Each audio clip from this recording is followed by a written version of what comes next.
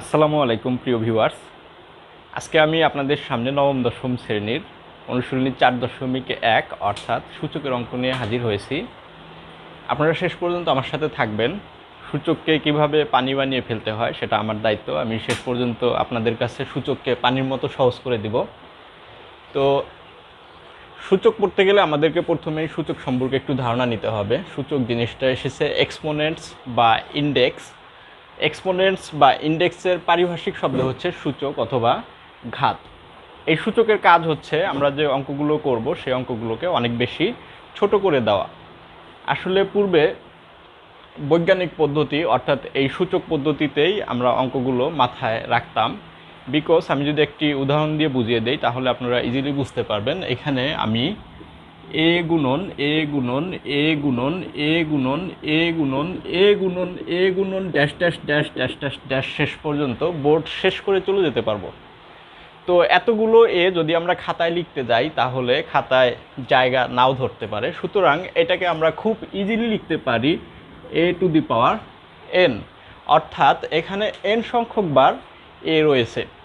এনের পরিবর্তে আমরা আমাদের ইচ্ছা মতো মান বসিয়ে নিতে পারি। আমি যদি মনে করি এখানে 4 বার আছে, তাহলে আমি লিখব এ টু দি পাওয়ার 4, অর্থাৎ আমাকে কষ্ট করে 4 বার এ লেখার কোনো প্রয়োজন হচ্ছে না। আমি এখানে ইজিলি লিখতে পারতেছি এ টু দি পাওয়ার 4।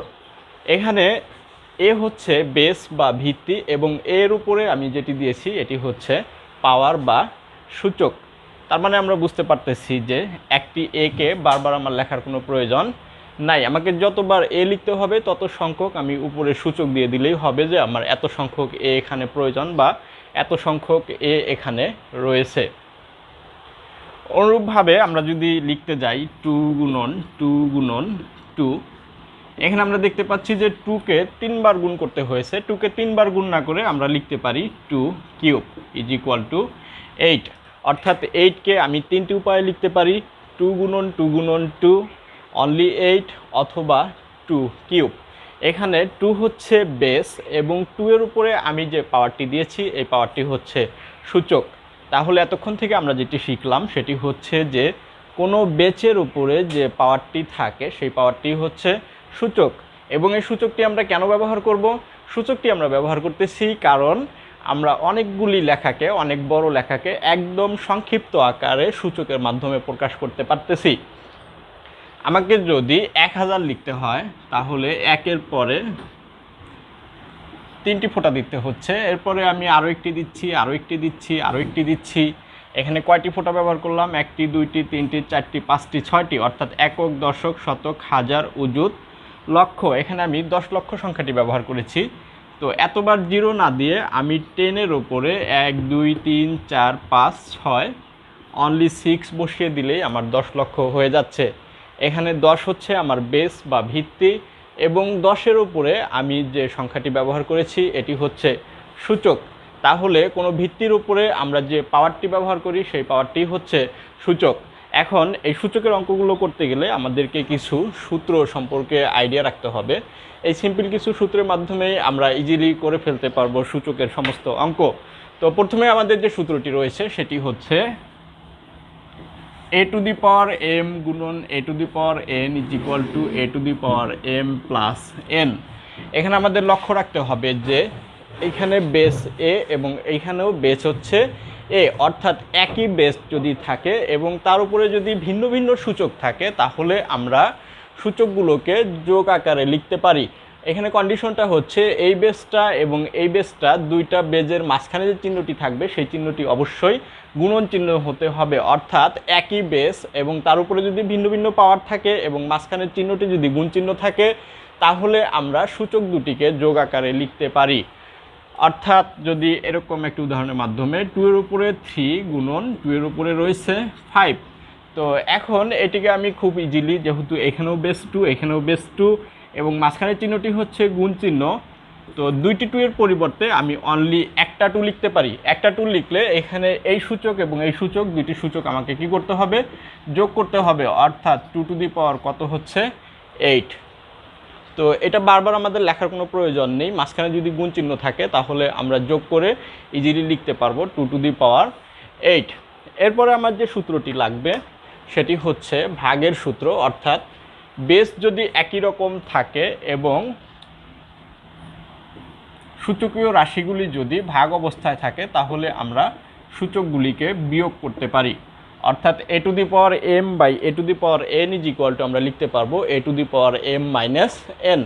এখানে লক্ষণীয় যে এখানেও বেস হচ্ছে a, এখানেও বেস হচ্ছে a, তো দুটি a এর পরিবর্তে আমরা শুধুমাত্র একটি a নিয়েছি এবং এই বেসের উপরে ছিল m, এই বেসের উপরে ছিল n। এই m এবং n কে আমরা মাইনাস আকারে লিখেছি। অর্থাৎ যদি দুটি সূচকীয় রাশি ভাগ অবস্থায় থাকে তবে সূচক দুটিকে আমরা মাইনাস আকারে লিখতে পারি। অনুরূপভাবে যদি দুইটি সূচক মাইনাস আকারে থাকে তবে সূচকীয় রাশিটিকে আমরা ভাগ আকারে লিখতে পারবো। এরপর যে সূত্রটি আসতেছে সেটি হচ্ছে গুণফলের ঘাত। এখানে আমরা দেখতে পাচ্ছি a b two the power n, অর্থাৎ এখানে a এবং b গুণ অবস্থায় রয়েছে এবং a এবং b উভয় সংখ্যার উপরে একটি মাত্র ঘাত রয়েছে এবং সেই ঘাতটি হচ্ছে n। যদি কখনো এইভাবে থাকে তবে আমরা এই a এর উপরে একবার পাওয়ার লিখে দিব n, আবার b এর উপরেও পাওয়ার লিখে দিব n, মাঝখানে চিহ্নটি দিয়ে দিব গুণ চিহ্ন। অর্থাৎ দুটি সংখ্যার উপরে যদি একটি ঘাত থাকে তাহলে আমরা এই ঘাত সহ সংখ্যা দুটিকে আলাদা আলাদাভাবে লিখতে পারি। একটি উদাহরণের মাধ্যমে আমি দেখিয়ে দিচ্ছি। 2 গুণন 3 এর উপরে যদি পাওয়ার হয় 5 তবে আমরা লিখতে পারবো 2 টু দি পাওয়ার 5 গুণন 3 টু দি পাওয়ার 5। অর্থাৎ যদি দুইটি গুণফলের উপরে একটি ঘাত থাকে তবে এই ঘাত, এই বেস এবং এই বেস, দুইটি বেসকে আমি আলাদা আলাদাভাবে দুইবার লিখব এবং দুইবার লেখার পরে একবার সূচক এই 2 এর উপরে 5 দেব এবং আরেকবার 3 এর উপরে 5 বসিয়ে দেব। এইভাবে আমরা গুণফলের ঘাত যে সূত্রটি আছে এই সূত্রটির মাধ্যমে সূচকের অঙ্কগুলো করতে পারবো। এরপর যেটি রয়েছে সেটি হচ্ছে শূন্য সূচক বা কোনো কিছুর উপরে পাওয়ার যদি 0 হয় তাহলে আমরা কি করব। কোনো কিছুর উপরে পাওয়ার যদি 0 থাকে তবে সেটা হবে অনলি 1। এর উপরে পাওয়ার 0 থাকলে আমরা লিখব শুধুমাত্র 1। যদি বি এর উপরে পাওয়ার 0 থাকে তারও ফলাফল হবে 1। যদি সি এর উপরে পাওয়ার 0 থাকে তারও ফলাফল হবে 1। যদি গাড়ির ওপরে পাওয়ার 0 থাকে তবে তারও ফলাফল হবে 1। যদি ঘোড়ার ওপরে পাওয়ার 0 হয় তারও ফলাফল হবে 1। অর্থাৎ যে কোনো জিনিসের উপরে বা যে কোনো সংখ্যার উপরে যদি পাওয়ার 0 হয় বা সূচক যদি 0 হয় তবে তার ফলাফল হবে 1। এরপর আমরা আসি ঋণাত্মক সূচকে। সর্বশেষ যে সূচকটি রয়েছে এটি হচ্ছে ঋণাত্মক সূচক। তো যদি কখনো ঋণাত্মক সূচক থাকে তবে আমরা যে কাজটি করব, এখানে a to the power minus n যদি থাকে তবে 1 বাই অনলি মাইনাসটা উঠে যাবে, বাদ বাকি যা ছিল সব কিছু এখানে বসবে। তো 1 বাই মাইনাসটা উঠে গেলে থাকতেছে a to the power n। তো আমরা লিখব 1 by a to the power n। যদি 3 এর উপরে -2 থাকে, এখানে বেস হচ্ছে 3 এবং সূচক হচ্ছে -2, অর্থাৎ এখানে রয়েছে ঋণাত্মক সূচক। যদি ঋণাত্মক সূচক থাকে তবে আমরা লিখব 1 বাই যা ছিল তাই, শুধুমাত্র মাইনাস চিহ্নটি উঠে যাবে। যদি 5 এর উপরে -2 থাকে তবে আমরা কি লিখব 1 বাই 5 স্কোয়ার। যদি 10 এর উপরে পাওয়ার -13 থাকে তবে আমরা লিখব 1 বাই 10 টু দি পাওয়ার 13। এইভাবে আমরা প্রত্যেকটা অঙ্কের ক্ষেত্রে দেখব যে সূচক যদি মাইনাস হয় তাহলে আমরা লিখব 1 বাই যেটা ছিল সেটা, শুধুমাত্র মাইনাস চিহ্নটি উঠে যাবে। a to the power m, তার উপরে পাওয়ার হচ্ছে n, যদি এরকম থাকে তবে আমরা লিখব a to the power mn। অর্থাৎ যদি কখনো পাওয়ারের উপরে হোল টু দি পাওয়ার থাকে তবে আমরা এই পাওয়ার এবং এই পাওয়ারটিকে গুণ করে ফেলবো, কখনো যোগ বা অন্য কোনো কিছু করতে যাব না, পাওয়ার এবং পাওয়ার উভয় পাওয়ারটি গুণ করে ফেলবো। অর্থাৎ a to the power m গুণন n is equal two a to the power m n। আমি একটি উদাহরণের মাধ্যমে দেখাই। 5 এর উপরে যদি পাওয়ার 2 থাকে এবং হোল টু দি পাওয়ার যদি 3 থাকে তবে আমরা যে কাজটি করব, 5 টু দি পাওয়ার 2 এবং 3 এই দুটি গুণ হবে, অর্থাৎ 3 দু কোনো 6 লিখতে হবে। আমরা যদি মনে করি যে পাওয়ারের উপরে পাওয়ার রয়েছে অর্থাৎ 2কে মনে হয় 3 বার লিখতে হবে, না 2কে 3 বার লিখতে হবে না, আমরা অনলি 2 এবং 3 এই দুটি গুণ করে দিলেই হবে, অর্থাৎ হবে 5 টু দি পাওয়ার 6। অর্থাৎ পাওয়ারের উপরে যদি কখনো পাওয়ার থাকে তবে যে কাজটি করতে হবে, এই পাওয়ার এবং এই পাওয়ার দুইটি পাওয়ারই গুণ করে দিতে হবে। দুটি পাওয়ার গুণ করলে আমরা যে ফলাফলটা পাবো সেটি থাকবে। এবারে আমরা আসি সূচকের এনতম মূল, অর্থাৎ আমি যদি একটু খেয়াল করি 7-এর উপরে পাওয়ার রয়েছে হাফ, তার উপরে আবার আমি পাওয়ার দিয়ে দিলাম 2, তাহলে ফলাফলটি দাঁড়ায় 7 ইন্টু হাফ। আমরা জানি যে পাওয়ারের উপরে যদি পাওয়ার থাকে তবে উভয় পাওয়ারকে আমাদের গুণ করতে হয়, অর্থাৎ এই হাফ এবং উপরে যে 2 রয়েছে এই 2কে গুণ করতে হবে। তো আমরা যদি গুণ করি ফলাফল যেটি দাঁড়ায় সেটি হচ্ছে এই 2 এবং এই 2 কাটা, অর্থাৎ 7⁴ ইজ ইকুয়াল টু 7।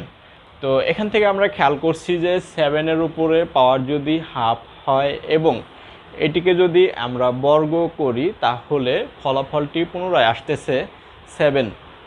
অতএব আমি এখান থেকে বলতে পারতেছি যে সূচকের বর্গমূল হচ্ছে হাফ।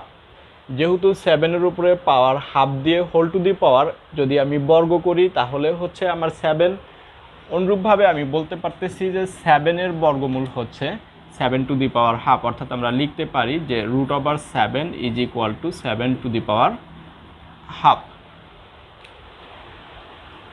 তো একই রকমভাবে আমি যদি আরেকটু খেয়াল করি 5-এর উপরে আমি পাওয়ার দিয়ে দিলাম 1/3, হোল টু দি পাওয়ার দিয়ে দিলাম 3।